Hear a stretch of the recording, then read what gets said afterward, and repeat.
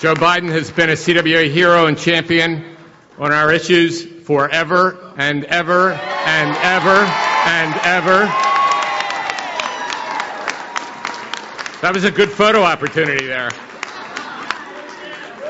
He's an original sponsor and voted for the Employee Free Choice Act in the 110th Congress.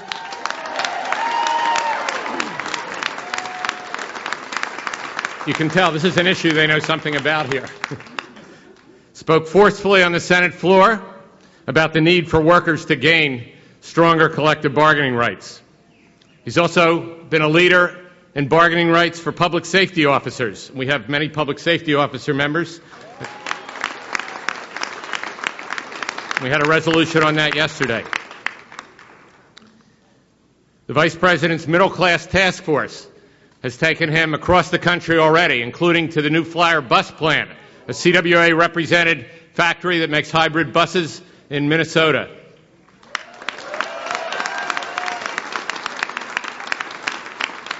And only yesterday in Toledo, Ohio, carrying the message of economic hope and economic recovery throughout the Midwest. He served 36 years in the U.S. Senate. Again, from our point of view, a perfect voting record the entire time he was there.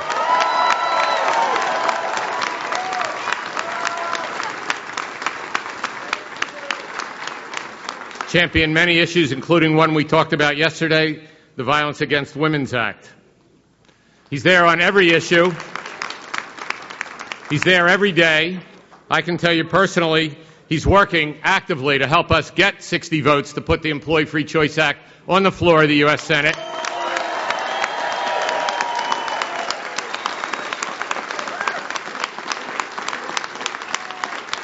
And he is the President of the Senate and the Vice President of the United States. Join me in welcoming the Vice President of the United States, Joseph Biden. Let me tell you, let me start off by saying, Larry, I want to thank you not only for your leadership that you provided for the CWA, but for the work you're doing to bring all of labor together. All of labor together. And I tell you what, I know you believe this, and so do I, that when it comes to the labor movement, and you've been involved a long time, but I've been a friend of labor, and labor has been my friend since I was a 26-year-old kid in government. We're always stronger when we're together. Right. We're not always together, but now we've got to be together. And I want to tell you, Larry is doing as much as any labor leader in the United States of America to keep us together. Because there's reason. These are tough times. And people are upset, people are worried, people are angry.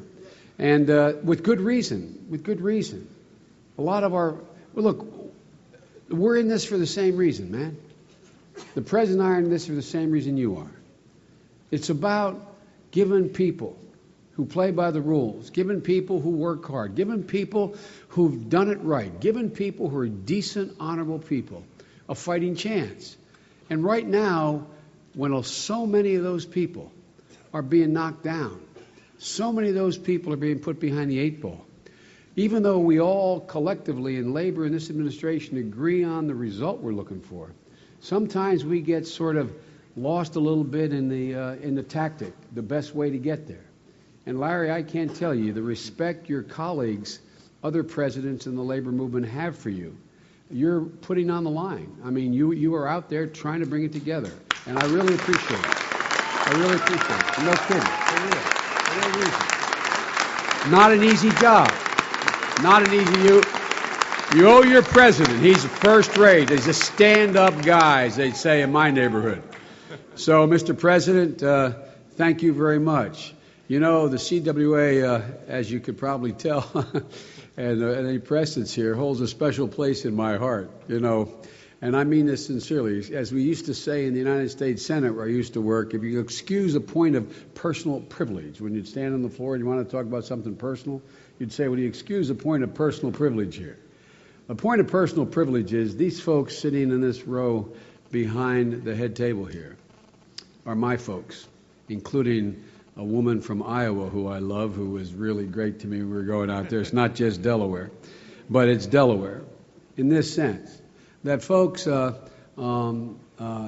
your international and the Delaware local endorsed me in 1972 when literally the joke was, Joe who? They'd write about Joe, but they'd say, Joe who? Y'all went out on the line for me. And it wasn't an easy decision for you to make then. For the decent man that I beat in that election, he was a genuinely decent, honorable man named J. Caleb Boggs. He had been endorsed by labor the election before. For the election that he won, in 1962, I believe, 72, 66, 60, against a guy named Alan Freer, a Democrat, who did not have a relationship with labor. So you not only took a chance on me, a 29-year-old kid, but you believed that I meant what I said. And I knew you always meant what you said. And so the Delaware local went way out on a limb before the rest of labor went out on a limb and endorsed me. And I can say without fear of contradiction, I don't believe I would be a United States Senator and consequently a Vice President of the United States were it not for the CWA. And I mean that. And so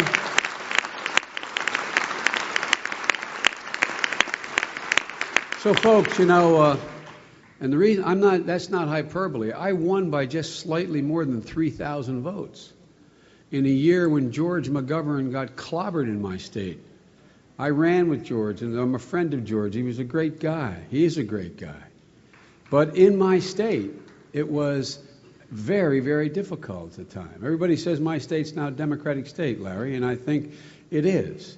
But back then it wasn't a Democratic state. So it's not merely that we've agreed on the same basic issues because my heart, as my grandfather would say, it's labor. But the fact of the matter is, it's not just that is the reason why I appreciate you so much. It's the loyalty you've shown to me. And we, as the Delaware guys, can tell you we've had some. When they've disagreed with me, they've let me know, and I let them know. But that's the reason for the relationship. It's been straight, absolutely, totally straight for the past 37 years. And that's how it is with Larry. So, again, Larry, to you and to the executive committee, I can't tell you how much I appreciate you. I can't tell you how much I appreciate what you're now doing. So it's not an exaggeration to say I don't believe I'd have been a United States Senator without your endorsement. And I want to make one additional personal note. You have a lovely lady, I'm not going to embarrass her, sitting behind me from Iowa. During the Iowa campaign, you all, like everyone else, were taking a look at who you're going to endorse. There was no union that was more forward-leaning for me and with me without being in any way duplicitous with any other candidate. But there's no union that was more forward-leaning for me than the CWA. And it's at a time when it was pretty clear that I had about $600,000 in the deal and everybody else had tens of millions, literally. And I won't forget you for that. Forgive me a shot. You gave me a decent, honorable shot. But that's kind of the story of who you are. That's kind of the story of who you are. There's not a lot of folks who remember in a way that costs them when they remember. It's easier to decide that, and you have to for your members, I understand, decide that you're going to go with what will be in the best interest of your membership. But I love the way you treated me for my whole career. Because out there you knew without the money and for a lot of other reasons in all probability that my chances weren't very good. But you treated me like a friend. You treated me like I had, like some of the others, 20 or 30 million bucks in the game. And I tell you what, that's different. That's different. So now I apologize for being so personal with you, but I just want you to know my feeling for you is real, and it's always great when you genuinely like an outfit and like the people in the outfit and also substantively agree with them. That's a great spot to be in politics. And that's where I am with you all. So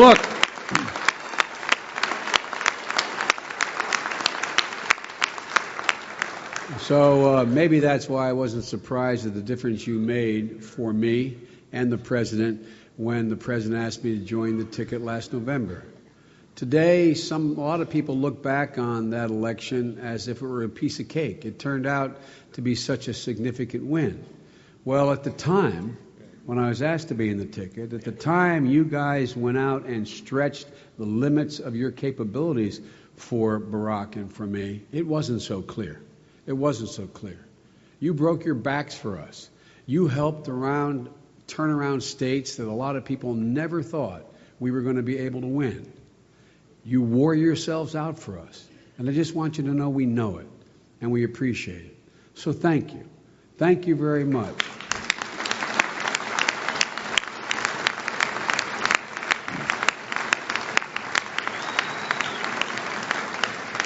You know, I believe, and those of you who know me well, and a lot of you know me awfully well, I genuinely believe, again, it's not hyperbole, it's not hype, I genuinely believe that there's a new day here in Washington and a new day in the country. A new day that offers great opportunities for organized labor to regain its footing and begin to do what it had been able to do for the first half of the last century. To begin to be the building block upon which the middle class continues to grow. After 8 years of being ignored and worse, my message to you is simple and clear from the President and me. Welcome back. Welcome back.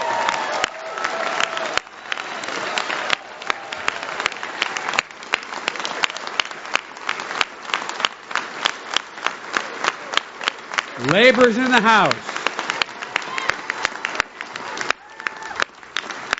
Welcome back to the table as equal partners with every other interest in America. Welcome back. This is an administration that understands and believes in the same basic things that you believe in. This administration that is listening to you. And this is an administration that will work with you and is working with you.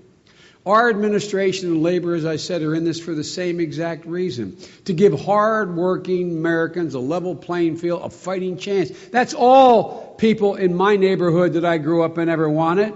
They didn't want anything given to them. They just said, give me a fighting chance. You give me a shot, I can do it. That's what this is about. Just give people a fighting chance. Nobody's asking for any favors. We want you all to know that in order to give people a fighting chance, we understand we have to restore this nation's economy. But folks, we can't restore this nation's economy without restoring the middle class in this country. And ladies and gentlemen,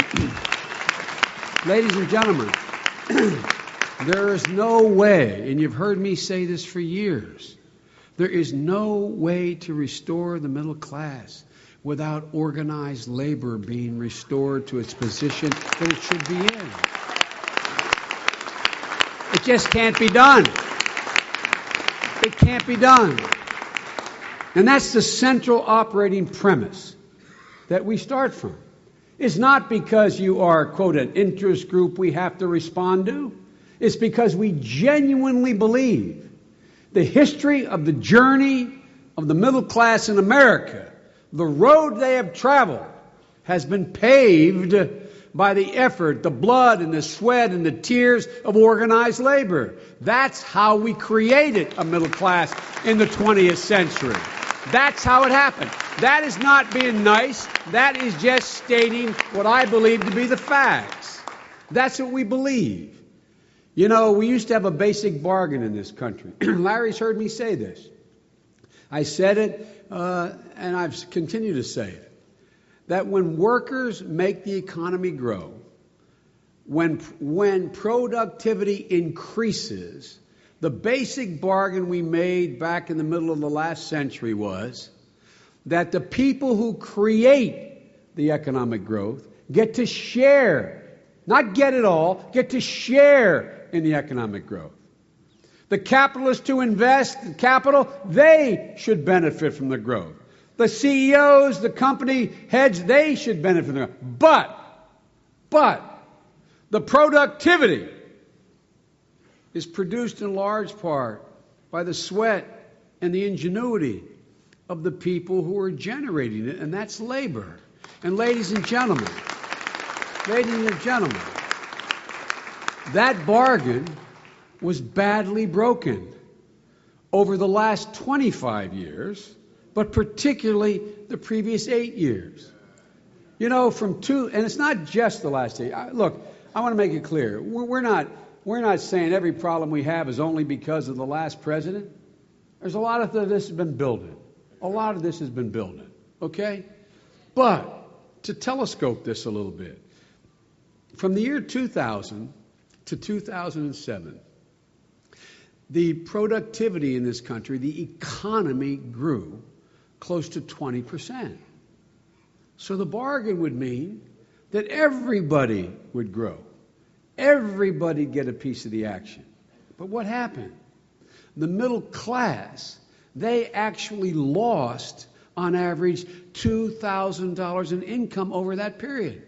They actually not only didn't share in what they created, they got less than they had before it started. That's not the way the deal's supposed to work. You know, sometimes you hear our hard-nosed conservative friends say, let's look at the basics. Well, let's look at the basics.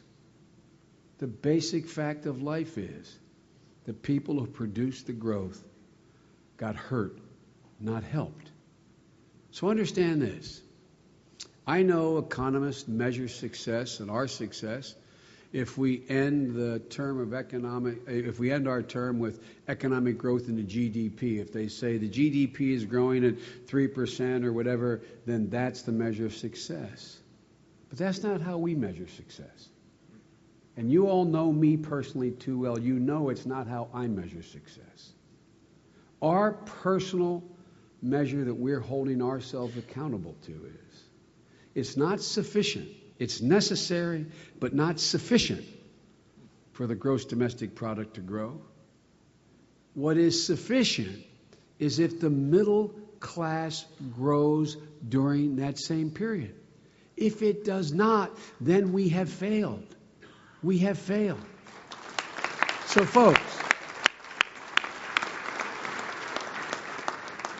that's how we used to measure progress in this country. It's time we start to measure that, not in terms of, I'm an organized labor guy, I got that. But it's not in terms of organized labor.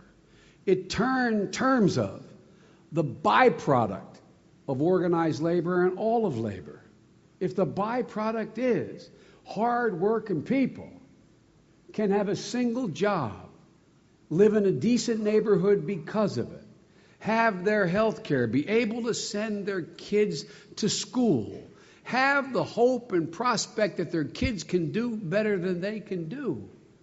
That is what this is all about. We don't have organized labor to get together. We are not a fraternal organization. It's not just to hang out with people we like. It's for a purpose. It's for a purpose. And what sometimes confuses me is we are talked about, you organized labor and me a supporter of organized labor, as if it has something to do with our self-interest. We exist for the purpose of guaranteeing that people get a fair shot. That's it. That's it. So look, I know you know all that, but the truth of the matter is it's not spoken to very often. We don't talk about it much in those basic, simple terms. For me and for the president is, what's the basic premise here we're operating on? It's that you are a vehicle to provide people the opportunity to have the just rewards from their hard labor. That's all this is about. And with your help, we took the first step in putting this economy and the middle class back on track. It's a long way to go because we got way off the track. Way off the track. But you help us put us back on track with the passage of the American Recovery and Reinvestment Act. With this package, we will create or save over 3.5 million jobs. In the first 100 days, we've created 150,000 jobs. In the next 100 days, we'll create 600,000 jobs. This was a critical step in stopping the economy, which was in free fall 128 days ago. Now look, I understand the frustration with your members and your neighbors. You say, well, Biden's up there saying they created 150,000 jobs. Lord, they just came out with a statistic saying we lost 345,000 jobs last month. True. But we were expected to lose 500,000. The month before, we lost 600,000 and 650,000. We don't think less bad is good enough. But we do think, and we do know that but for this legislation, but for this Recovery Act, things would be a lot worse, and things are getting better because of it. Come with me to New Flyer. Come with me and tell me we're not creating a job. When you watch and you stand there on that floor and you see people being hired making a union wage that would not have occurred but for the fact we invested in new technology. Law enforcement officials that are here today, tell those folks who are not laid off because of this legislation, and many are getting laid off, but the tens of thousands of people who are not laid off, tell me that's not a saved job. I'm not about counting jobs, I'm about creating jobs. That's what this is about. Look, in that Recovery Act, what else did we do? Well, for a lot of the people in the neighborhoods we grew up in, we did a lot. What did we do? Everybody who gets their withholding tax in their paycheck got less taxes withheld. Is it a lot of money for wealthy people? No. 60 to 80 bucks a month? No. But it makes a difference in a family that's laid off. It makes a difference in a family who is in trouble. Extending unemployment makes a difference in the family laid off, and it makes a difference in the family working to have an extra 60 to 80 bucks in that paycheck. The first tax cut for those folks in a long, long time. We extended unemployment benefit. We extended health coverage to people who lost their jobs through COBRA. We undertook the biggest investment in our nation's highway system since Eisenhower built the system in 1950s. And we're starting to make critical investments in the future of things that we know are going to generate whether or not this economy leads the world in the 21st century. You know, people say to the president and me, we're doing too much. Why are you doing health care? Why are you doing energy? Why are you doing education? Why are you doing this all at the same time? My response is, how can we not? Ladies and gentlemen, does anybody think here it's possible for the United States to lead the world and thereby employment to be real in America and growing unless we have a fundamentally different energy policy than we have now? Anybody think that's possible? I don't. Look, that's why we've invested in wind and solar and new technology. We're making other critical investments in the future through that act. Broadband. One of the keys to keeping the American economy competitive in the future is broadband. We dedicated $7 billion in this Recovery Act to this. It's part of a broader commitment to make America the world's leader in broadband. Today, the United States of America ranks 15th in broadband penetration. Now, if I had told you that 15 years ago, that this thing called broadband and we'd be behind the curve behind 14 other nations, I think you would have thought I was crazy. I would have thought it was crazy. But look, I'm not telling you anything you don't already know. I work with your chapter in Iowa. You were way ahead of the game because on this issue, you had it exactly right. Speed matters. Speed matters. It matters to our children and their education. It matters to small businessmen. It matters to ranchers in Iowa and Montana and all around the country that, in fact, so those folks can have the access to markets they don't have now. It matters. It matters to health care. It matters to energy. It matters to education. It matters to our economy. It matters to the future. But most of all, for this House today, it matters to you. It's good, paying, decent jobs, doing a good thing for your country. It's jobs. Jobs. The work of the CWA is critical in so many other battles we're facing, like the battle to pass the Employee Free Choice Act. We need to do that, folks. We need to do that. And to repeat myself, and by the way, this is not an ideological deal. Everybody makes this out to be liberal, conservative. It is not ideological. There used to be a day when business and labor sat down at the table and they were equals. You looked at it, even when I began in the 70s. As a young councilman in 1971, when the business rep would look at the corporate rep across the table, you knew he or she respected you. You knew they took you seriously. You respected them. It wasn't this deal. You know, the National Labor Relations Act says we should encourage unions, not mandate them, encourage them. Why? It's good for the economy. It's gotten lopsided, folks. The guys who are supposed to wear striped shirts have been wearing black shirts the last 8 years. We don't have referees out there doing it the right way. We're switching out the shirts because we're switching out the people wearing the shirts. But folks,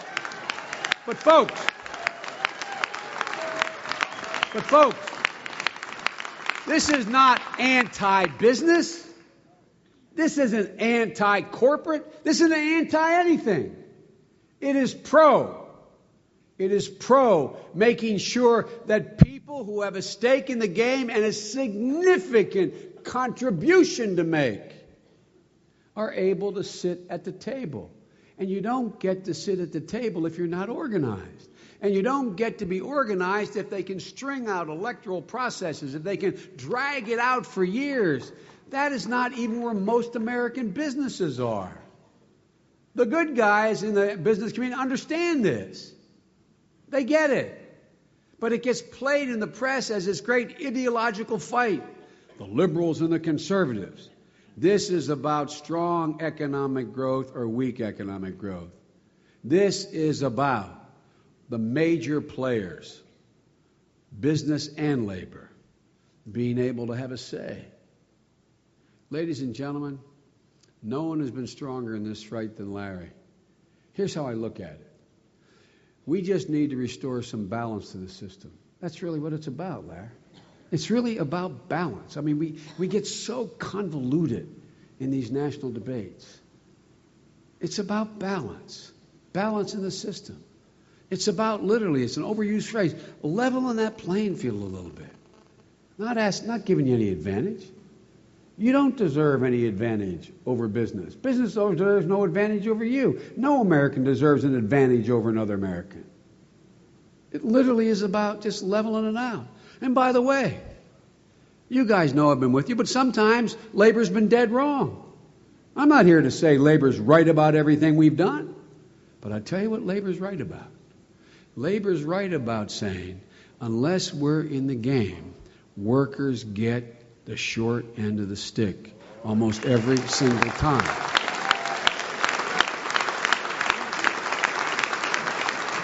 So look, the way it is now, you've got to climb up the hill so many times. You've got to climb over so many roadblocks. You've got to climb over so many technicalities in order to organize. It's just way out of whack. EFCA restores balance to the system. I wish I had a chance to speak to every American who's not a member of labor or part of the business elite. I think our case is totally reasonable. We get all these scare tactics about what this means. We're going to drive prices up. We're going to drive people out of... Hey, look, one of the things that's happened, those white-collar folks who used to think they didn't need you and didn't realize they had health care because of you, okay? All of a sudden, they have had what we Catholics call an epiphany. They figured it out. They figured it out. So if we were just able to get a fora in which we could debate this honestly and straightforwardly, without all the baggage, without all the hyperbole, this is something I believe right-thinking, decent Americans, Democrat and Republican, if they hear it out, would be supportive of. Americans don't think you shouldn't be able to organize if that's what you want to do. But if they knew, even when you want to do it, it becomes virtually technically impossible to do it, they'd say that's wrong. So again, sorry to harp on this, but this is just about balance, fairness, no advantage, restoring that balance. You know, it should be pretty simple. If it's a union that the workers want, then it's a union they should have. It's that simple. It's that simple.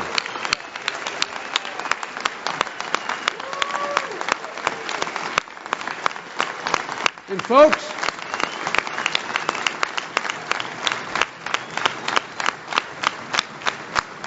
thank you. And folks, I don't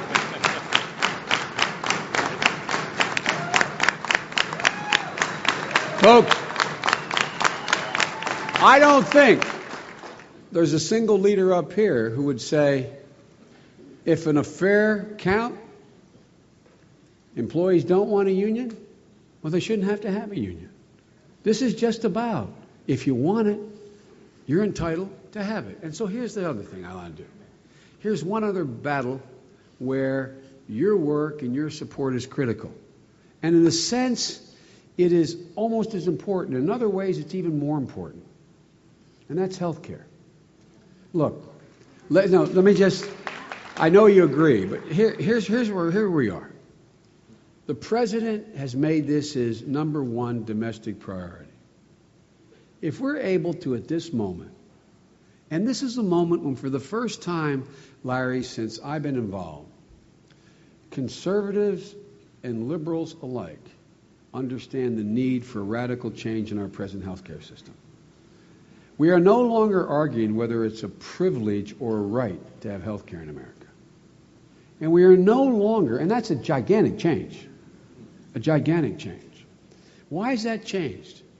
Because American businesses have come to realize that they're at such a competitive disadvantage competing in an international economy when the product they're trying to sell internationally also requires from the profits of that product the requirement to handle all the health care needs of their employees. Because they're competing with countries that have much lower cost health care systems. Much lower cost. I used to say before, unfortunately, my state's been devastated. My state's been devastated by the closure of our 2 automobile plants. We're the size of a congressional district. We're a proud state. We had 2 of the best assembly plants in the world, 1 Chrysler, 1 General Motors. They're being shuttered now. And, if you think about it, what used to happen is, I used to be able to say, if you made a Buick Skylark in the plant at Boxwood in Wilmington, Delaware, and then you made the same Buick Skylark in Ontario, Canada, same UAW, same wage base, same material going into the car, same productivity, same everything. You could sell the car made in Ontario for 14% less. So why wouldn't you as a businessman move the plant to Ontario? Why wouldn't you do that? You can make it for less. People aren't in the business of losing money just to stay in America. I know we say that. Sometimes we're kind of unfair to some of these guys. Why wouldn't you do it? Well, you know why they do it? Why they have done it? Because you can sell the car for 14% less in Canada because they have a health care system that's radically different than ours and costs a lot less. So General Motors isn't paying that, what they're paying here. So now businesses have figured out, in order to compete internationally, we've got to bring down the cost of health care, because guess what? When your health care cost goes up, it's also not just because these are sons of guns who don't want to give you health care, but it's because their health care costs have gone up too. Their health care costs, premiums have gone up 54%. So what do? You either go to your employees and cut their share or make them pay more in. You add it to the cost of the product, which means you're not competitive with other products around the world, or you eliminate it, which is not feasible, thank God, in most cases. So folks, we're at a moment where American business realizes we need a radical change in our healthcare system. Conservatives have figured out, fiscal conservatives realize, unless, as the president says, we bend this curve of exponential increases in healthcare cost, we can never get our fiscal house in order. You can't have 54, I think, don't hold me to the exact number, but it's over 50% of the healthcare cost in America going to Medicare and Medicaid. Well, you can't have that cost of the government going up over 50% during this period. You can never get control of your budget. You cut everything else. You're going to go bankrupt. And those of us like you who have fought for this for years, even though you've had decent health care, you've fought for it for other people, what happens? We view it as a moral imperative. Well, this is the first time all three of those things have come together. Fiscal necessity, business necessity, and, in my view, moral necessity. Because everyone's entitled, in my view, to adequate health care. There's a beautiful young lady sitting behind me with her grandpa. He bought into a deal that looks like now his outfit may not get their health care, may get cut. What's he going to do raising his granddaughter? That's a moral imperative. So, ladies and gentlemen, we're determined to get health care reform in this country. It's moral, it's economic, it's fiscally required. And if we don't do it now for our families, our businesses, and our nation, we're going to go bankrupt, remain uncompetitive, and let a lot of people in really dire straits. It's just that simple. So we have to put an end to denying coverage for pre-existing conditions. We need to get costs under control. We need to level this. And that's why we believe in a public option, to make sure that there's competition and to keep insurance companies honest. Look, folks, this is not going to be easy. This is not going to be easy. But we know how critical health care reform is to our country. And we need to win this fight. You know, I'm always kidded about quoting Irish poets. Poor Larry and some of the people here have heard me do it for so long, especially the Delawareans. By the way, the reason I know a little bit about Irish poets is I used to stutter very badly when I was a kid, and I used to practice in front of the mirror. And the two books my uncle had were Yeats, and there was another, and I would sit there and try to practice so I would not talk like that. It sounds funny, but it's devastating for a kid when they stutter.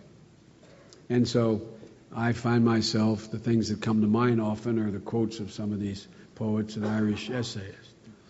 And, and I also quote them because they're the best poets. But anyway, it's not because I'm Irish. But William Butler Yeats wrote about his Ireland in a poem called Easter Sunday, 1960. It was a poem about the first rebellion, first rising in Ireland, trying to get out from under British rule in the 20th century. And there's a line in that poem that I think characterizes better than even he described his own country, describes our country in the world at this moment even better than it did Ireland in 1960. He said, in this line in the poem says, "All's changed utterly. A terrible beauty has been born." Well, the world has changed. It has changed utterly. It bears virtually little resemblance to what it was even 12 years ago. But it's created an incredible opportunity if we act boldly. And if we do nothing, it guarantees, in my view, a fairly terrible outcome. But if we unite and stay together, we will change this nation. This is the moment when we can not only restore America's standing in the world, we can begin to restore America's soul. It's a moment when we can restore the promise of this nation. And it's a pretty basic promise that's been generation after generation. It's that there's a prospect my child will do better than I did. It's a prospect that if we work hard, if we're honest, if we play by the rules, we can be anything we wanted to be. A promise for the people to get up every single day and go to work lifting this nation on their shoulders. They lift our nation on their shoulders. When I was growing up in Claymont and then in Mayfield, Delaware, our neighborhood was teeming with mothers and fathers who told us that even in the toughest times, there wasn't anything we couldn't do. I've said repeatedly that the longest walk a father or mother can make is up a short flight of stairs to their child's bedroom to say to their child, honey, I'm sorry, but I lost my job. Or, honey, I'm sorry, we're losing the house. You're not going to be able to be in the same ball club next year. We're going to have to move. Like many of you, my dad made that walk in the early 50s when I was a young kid, up the stairs of our house in Scranton, Pennsylvania, and said, honey, I'm sorry. Dad doesn't have a job up here. We're going to have to move. But I'm not able to take you with me now, honey. I'll try to come home every weekend, see you and the kids, mom and you kids. But it's going to be okay. It's going to be okay. I'm moving down to Delaware. And when I get enough, we can get a house, we can get an apartment, then I'm going to bring you all down. It's going to be okay. My dad believed that. My dad absolutely believed it. When he told me and my brothers and my sisters that, we believed it.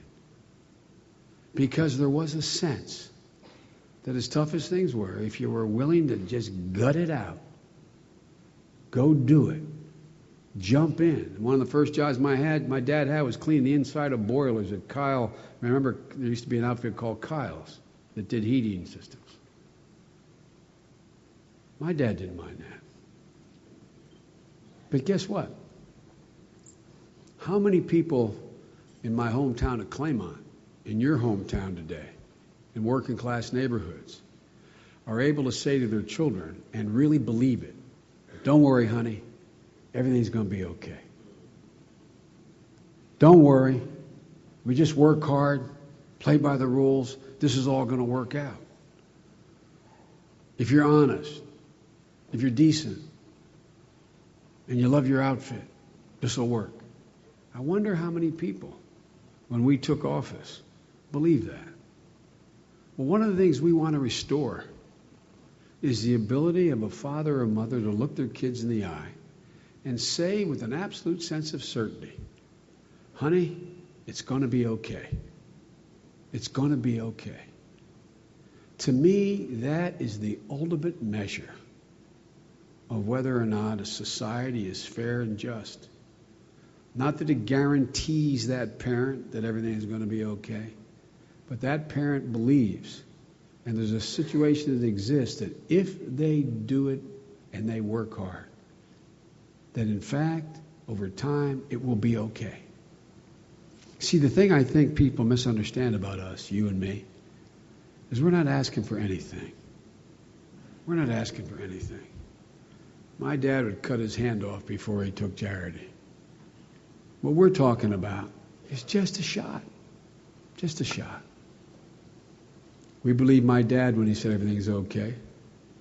And our job, labor's job, your job, my job, the president's job, is to create the circumstance where that is a credible assertion that parents can make once again. So, ladies and gentlemen, there's only one way to do that, and that's to stick together. for us to stick together, for labor to stick together, for us to stick together, and us to reach out to decent Americans who have no interest in, they think, and know very little about organized labor, and make our case. Make our case to them. I have a bad habit of being known as being fairly straightforward. We like it. That ain't changing. I don't know how to change that. And I'm going to say something that may sound self-serving. It's held me in very good stead with my constituency in Delaware. It's held me in very good stead with my Republican and Democratic friends in the Congress. It's held me in pretty good stead with my friends and even those who I have differences with. So I think we just got to be straight, make our case, stick together, and believe in what we say. And I tell you, believe me, we mean what we say, and we will do everything in our power to make sure working men and women once again have a seat at the table. I love you. Thank you very, very much.